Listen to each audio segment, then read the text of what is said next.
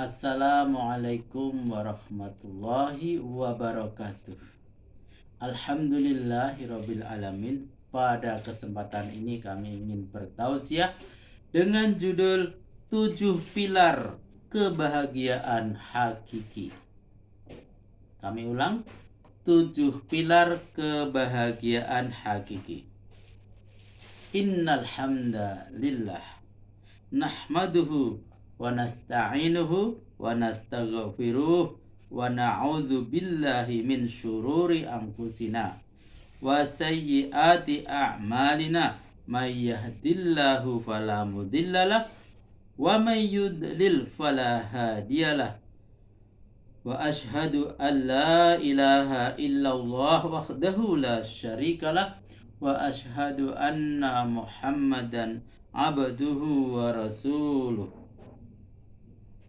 Ya ayyuhalladzina amanu taqullaha haqqa tuqatih wa la tamutunna illa wa antum muslimun. Ya ayyuhalladzina amanu taqullaha wa qulu qawlan sadida yuslih lakum a'malakum wa yaghfir lakum dzunubakum wa may yuti'illaha wa rasulahu faqad faza fawzan azima. Amma ba'du.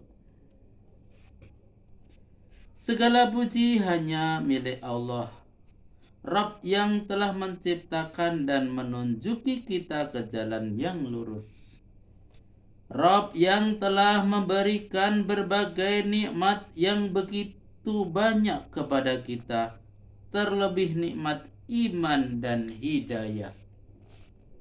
Salawat dan salam semoga senantiasa Allah peruntukkan kepada Rasulnya yang mulia Nabi Muhammad sallallahu alaihi wasallam beserta keluarga beliau, para sahabat beliau, serta umat beliau yang senantiasa ikhlas dan jujur dalam mengikuti ajaran beliau juga. Pada kesempatan yang penuh berkah ini, kami tidak lupa untuk senantiasa berwasiat kepada diri pribadi dan kepada sahabatku semuanya dimanapun berada untuk bertakwa dan memperbarui ketakwaan kita kepada Allah, jalan keselamatan yang dapat menghantarkan kita kepada ridhonya. Sahabatku semuanya dimanapun berada yang sama-sama dirahmati Allah, sudah menjadi tabiat manusia untuk selalu menginginkan kebahagiaan, baik kebahagiaan di dunia, terlebih lagi kebahagiaan di akhirat. Akan tetapi setiap manusia memiliki definisi yang berbeda mengenai kebahagiaan itu. Ada orang yang merasa bahagia manakala memiliki harta yang melimpah dan jabatan yang tinggi meski tanpa diiringi harta yang melimpah meski tanpa diiringi keimanan. Atau ada pula tipe orang yang merasa bahagia meskipun dari segi keuangan serba pas-pasan atau bahkan kurang, namun memiliki keimanan. Perbedaan cara pandang semacam ini tentu dipengaruhi oleh beberapa faktor. Di antaranya adalah tingkat pemahaman agama yang berbeda-beda. Orang yang merasa bahagia dengan memiliki harta yang melimpah meskipun dalam perkara agama ia bukan tergolong hamba Allah yang taat. Mungkin ia mengira bahwa kehidupan ini hanya sebatas makan, minum, serta memuaskan hawa nafsunya, tanpa menyadari bahwa ia akan dimintai pertanggungjawaban di akhirat kelak. Atau mungkin dia tidak yakin bahwa akan ada kehidupan setelah kematian, yang sejatinya adalah kehidupan hakiki. Sedangkan orang yang merasa bahagia dengan kondisi keuangan yang ala kadarnya, asalkan menjadi hamba Allah yang bertakwa. Tentu hal itu dipengaruhi keyakinan yang kuat bahwa kehidupan dunia hanyalah sementara, yang pada akhirnya semua akan kembali ke kampung akhirat. Sahabatku semuanya dimanapun berada yang sama-sama dirahmati Allah.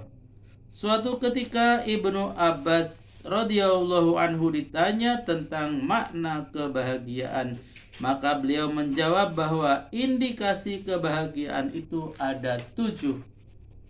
Yang pertama, hati yang senantiasa bersyukur. Orang yang memiliki hati yang senantiasa bersyukur, tentu hidupnya akan lebih tenang tanpa ada perasaan khawatir terhadap apa yang akan ia peroleh. Banyak ataupun sedikit rezeki yang ia terima tidak menyebabkan ketakwaannya kepada Allah menurun, apalagi luntur. Tidak membuatnya mengeluh, apalagi sampai berprasangka buruk kepada Allah. Bahkan sebaliknya, orang yang di dalam hatinya tertanam sifat syukur, maka segala yang ia dapat menjadikan dirinya semakin dekat kepada Allah. Karena syukur yang kita aplikasikan sejatinya adalah wujud bersyukur kepada diri sendiri. Allah Subhanahu wa ta'ala berfirman, A'udzu billahi minasyaitonir rajim. Wa may yashkur fa innama yashkuru li nafsihi wa man kafara fa innallaha ghaniyyun hamid. Dan barang siapa bersyukur kepada Allah, maka sesungguhnya dia bersyukur untuk dirinya sendiri, dan barang siapa yang tidak bersyukur atau kufur, maka sesungguhnya Allah Maha Kaya lagi Maha Terpuji. Al-Quran Surat Luqman ayat 12. Yang kedua, pasangan hidup yang soleh dan solihah. Inilah salah satu hikmah dari perintah Rasulullah Sallallahu Alaihi Wasallam untuk mencari pendamping hidup yang baik agamanya, karena sosok istri akan menjadi ujian tersendiri bagi seorang suami. Akankah menjadi pendukung dalam beribadah kepada Allah, atau justru menjerumuskan suaminya ke lembah kebinasaan? Rasulullah Shallallahu Alaihi Wasallam mengingatkan, tungkahul mar'atul arba'i lima liha walina sabiha wa jamaliha walitiniha fadfar bidzati tinit tariyat yadaka. Wahai wanita, dinikahi karena 4 hal, yaitu karena hartanya, keturunannya, kecantikannya, dan agamanya. Maka carilah yang baik agamanya, karena jika tidak, niscaya engkau akan merugi. Kemudian yang ketiga, anak-anak yang soleh dan solihah. Karena dalam sebuah kesempatan Rasulullah Shallallahu Alaihi Wasallam bersabda, "Idza mata banu Adama inqata'a amaluhu illa min salasin, shadaqatin jariyatin aw ilmin yantafa'u bih aw waladin sholihin yad'u lah." Jika anak Adam atau manusia meninggal dunia, maka terputuslah segala amalnya kecuali 3 perkara: sedekah jariah, ilmu yang bermanfaat, dan anak yang soleh yang selalu mendoakannya. Hadis diriwayatkan oleh Muslim. Tentu yang demikian ini akan menjadi sebab kebahagiaan bagi seseorang, baik ketika di dunia, terlebih lagi saat di akhirat kelak. Yang keempat, lingkungan yang kondusif. Sebagai makhluk sosial, lingkungan sangat berpengaruh bagi pembentukan karakter manusia. Jika lingkungannya baik, maka akan mudah membentuk pola kebaikan seseorang. Sebaliknya, jika lingkungannya rusak secara moral, maka tak ubahnya bergaul dengan pandai besi sedikit banyak berdampak pada aroma yang tidak sedap. Rasulullah Shallallahu Alaihi Wasallam bersabda, "Masalul jalisi solih wasaui kahamilil miski wa nafikhil kibri. Fahamilul miski imma ayyuhdiyaka wa imma antabta'a minhu wa imma antazida minhu rihan thayyibah wa nafikhul kibri imma riqa siyabaka wa imma antajida rihan khabitha." Permisalan teman duduk yang soleh dan buruk adalah seperti penjual minyak wangi dan tukang pandai besi. Adapun penjual minyak wangi, bisa jadi ia akan memberimu minyak wangi, atau kamu akan membeli darinya, atau kamu akan mendapat bau harum darinya. Adapun tukang pandai besi, bisa jadi ia akan membuat pakaianmu terbakar, atau kamu akan mendapat bau yang tidak sedap darinya. Hadis diriwayatkan oleh Bukhari dan Muslim. Yang kelima, harta yang halal. Harta yang halal merupakan salah satu sumber kebahagiaan hidup seseorang, karena dengannya dapat menjadikan diri seseorang muslim bersemangat untuk beribadah serta mampu memberikan kenikmatan di dalamnya. Begitu pula sebaliknya, orang yang terbiasa mengkonsumsi sesuatu yang bersumber dari harta yang haram, maka jiwanya akan malas untuk beramal soleh, serta menjadi penyebab seseorang tidak mampu merasakan kenikmatan dalam beribadah.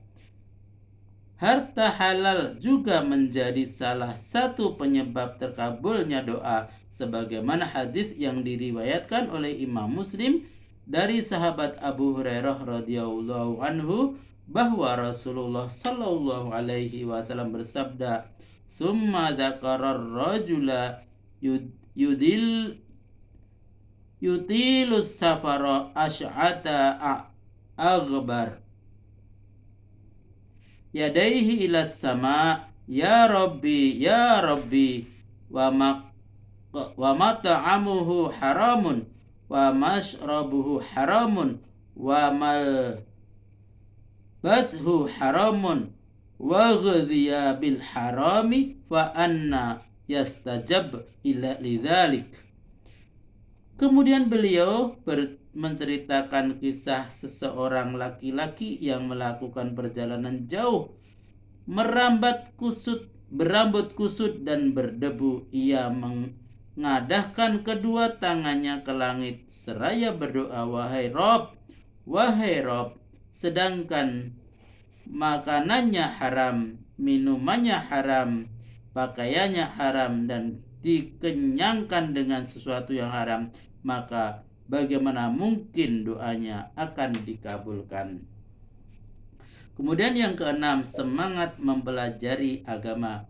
Tanda orang yang bahagia adalah tatkala ia senang dan bersemangat dalam mempelajari ilmu agama, karena ia mengetahui begitu besar keutamaan serta balasan yang Allah berikan kepada para penuntut ilmu, mulai dari janji Allah yang akan mengangkat derajat orang-orang yang beriman, serta janji berupa surga yang Dia berikan kepada para penuntut ilmu agama. Allah berfirman, "Yarfa'illahu allazina amanu minkum wallazina utul ilma darajat." Allah akan meninggikan orang yang beriman di antaramu dan orang-orang yang diberi ilmu pengetahuan beberapa derajat. Al-Quran Surat Al-Mujadilah ayat 11. Rasulullah Shallallahu Alaihi Wasallam bersabda sebuah hadis yang diriwayatkan oleh Abu Hurairah, yang artinya, Barang siapa meniti jalan dalam rangka menuntut ilmu, maka Allah akan mempermudah baginya jalan menuju surga. Dan tidaklah suatu kaum yang berkumpul di salah satu rumah dari rumah-rumah Allah, mereka membaca kitab Allah dan mempelajarinya di antara sesama mereka, kecuali akan diturunkan kepada mereka ketenangan, dilimpahkan kepada mereka rahmat, dikelilingi oleh para malaikat, dan Allah Subhanahu wa taala akan menyebut-nyebut mereka di hadapan malaikat yang ada di sisinya. Hadis riwayat Ahmad. Saudaraku, sahabatku semuanya yang dirahmati Allah, yang terakhir, yang ketujuh adalah usia yang berkah. Usia yang berkah bukanlah usia yang hidup dalam jangka waktu yang lama, akan tetapi usia yang berkah adalah usia yang digunakan untuk melaksanakan ketaatan kepada Allah meskipun hidupnya di dunia singkat. Siapa yang tidak kenal dengan Imam An-Nawawi di balik karya-karyanya yang gemilang, ternyata umur beliau hanya berkisar 40-an tahun. Namun siapa sangka hingga kini dan seterusnya nama beliau terus berkibar penuh cahaya, menebarkan manfaat ke seluruh umat dengan tajamnya pena yang beliau tulis ratusan tahun lalu.